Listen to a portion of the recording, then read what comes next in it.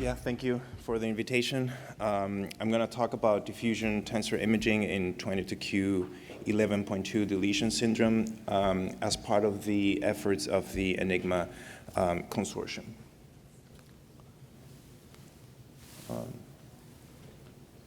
Next. 22q deletion syndrome is the most common deletion syndrome in humans.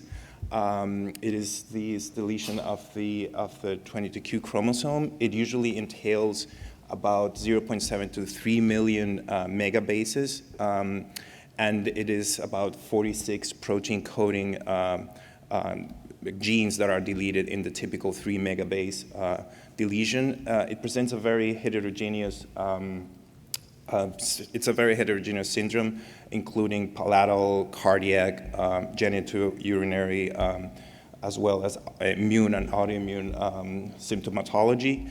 And in terms of the brain involvement is characterized by cognitive development delays, as well as especially psychiatric illness. Most importantly, 25 to 30% of these subjects develop at some point psychiatric disease of any sort, psychotic disorders. ENIGMA 22q11.2 Deletion Syndrome Working Group is led by Carrie Bearden. This is the largest neuroimaging study of 22q deletion syndrome. It includes 10 international samples, all around the globe, in North America, Europe, and Australia.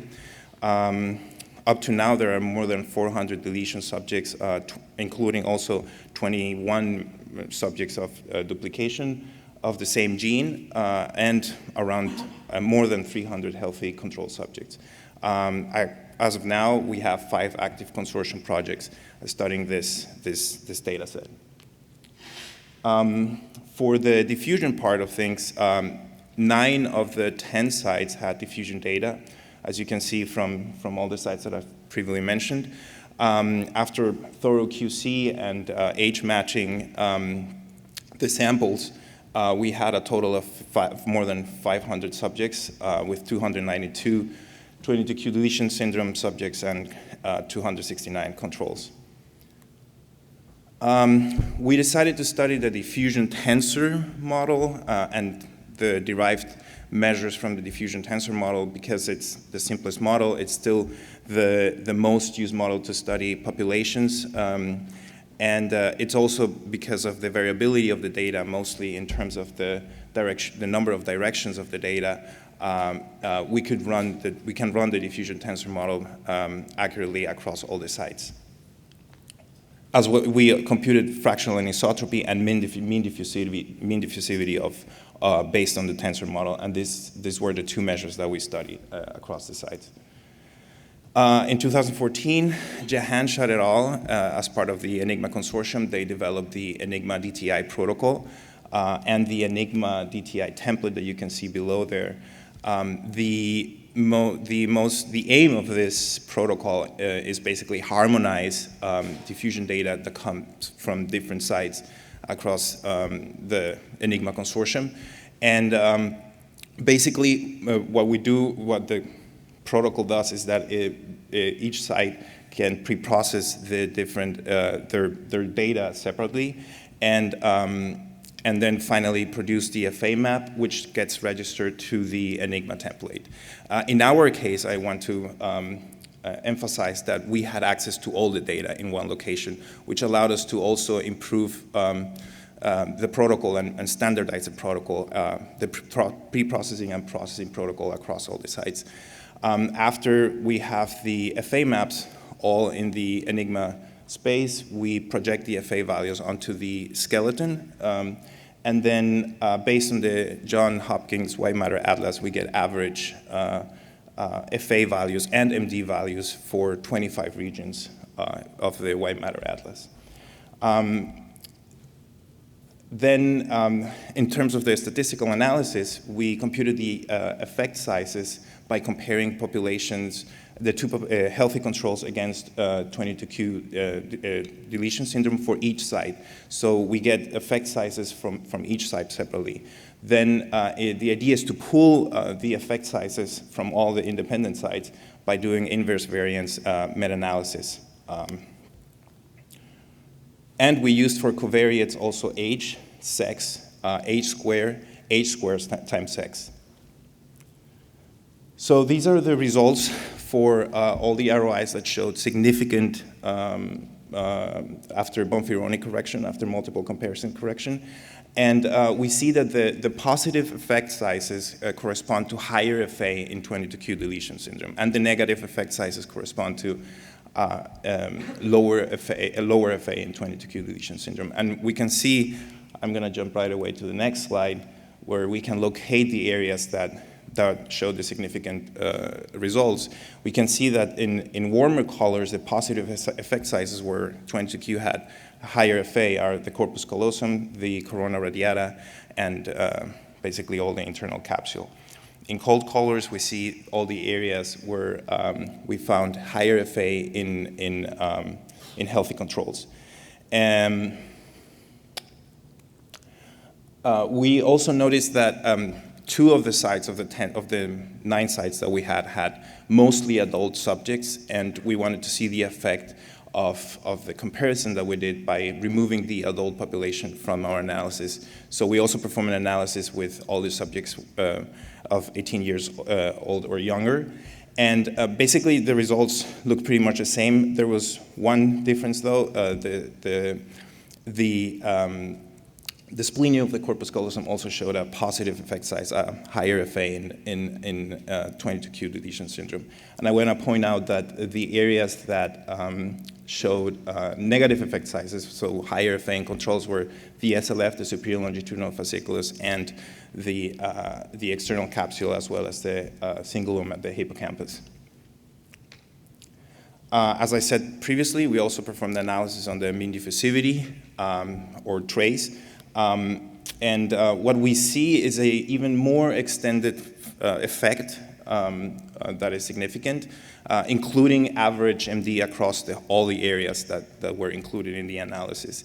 So basically, all the areas that presented high FA in 22q deletion syndrome also presented higher mean diffusivity. There was only one site where controls had higher mean diffusivity than in 22q, and it's the right superior longitudinal fasciculus. So what this does all mean, it's not common to see high FA and high mean diffusivity when comparing populations, healthy controls versus any population with a neurogenetic syndrome like this one. So we have 2 working hypotheses here. One of them is related to the type of acquisition of diffusion acquisition that we have. Basically, all the sites that we had a PGSE acquisition. It stands for a pulse gradient spin echo acquisition with low Q values and low diffusion times. And the PGSE acquisition with these characteristics basically looks at the hindered extracellular space that you can see all in green there, and the medium-sized axons that go from 3 to 10 micrometers. This type of acquisition cannot see the smaller axons as well as the bigger axons above 10 micrometers. So what we're hypothesizing is that maybe there is an excess of extracellular space because of known cellular migration, as well as synaptogenesis delays, developmental delays in 22q. So it may be that there's an excess of extracellular space that's driving the increased mean diffusivity, but also it could be that, in fact, we do have more medium-sized axons in 22q than in healthy controls because of these axonal development delay.